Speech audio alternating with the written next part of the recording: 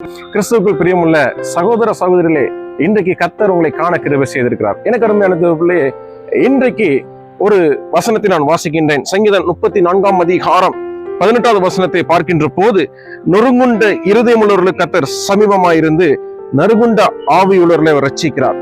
எனக்கு அருமையான தேவப்பிள்ளையே, நொறுங்குண்ட இருதயம் உள்ளவர்களுக்கு கர்த்தர் சமீபமா இருக்கிறார். இன்றைக்கு அநேகர் குடும்பத்தின் நிமித்தமாக, இல்ல நண்பர்கள் நிமித்தமாக, பலவிதமான ஏமாற்றங்கள், பலவிதமான தோல்விகள் நிமித்தமாக நாம் நொறுங்குண்டு போய் அப்படியாக இருதயம் நொறுங்கினவர்களாய் காணப்படலாம். ஆனால் இங்கே பார்க்கின்ற போது எல்லாரும் கைவிட்ட போதிலும் கர்த்தர் சமீபமாக இருந்து அவர் ரட்சிக்கிறார். ரட்சிக்கப்பட்ட பிள்ளைகளுக்கு அவர் பேர் என்ன வைக்கிறார்?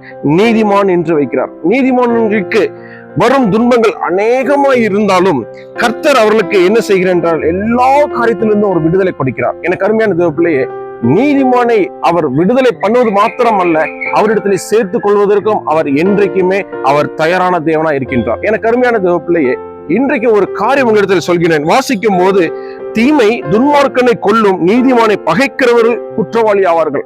நீங்கள் நீதிமானாக இருக்கும் போது உங்களை யாரெல்லாம் பகைக்கிறார்களோ கர்த்தருடைய பார்வைக்கு அவர்கள் குற்றவாளியாக காணப்படுவார்கள். எனக்கு அருமையான தேவ பிள்ளைகளே, கர்த்தர் தமது ஊழியக்காரின் ஆத்துமாவை மீட்டுக் கொள்கிறார். எனக்கு இன்றைக்கு நான் மிகவும் சந்தோஷத்தோடு சொல்கின்றேன்.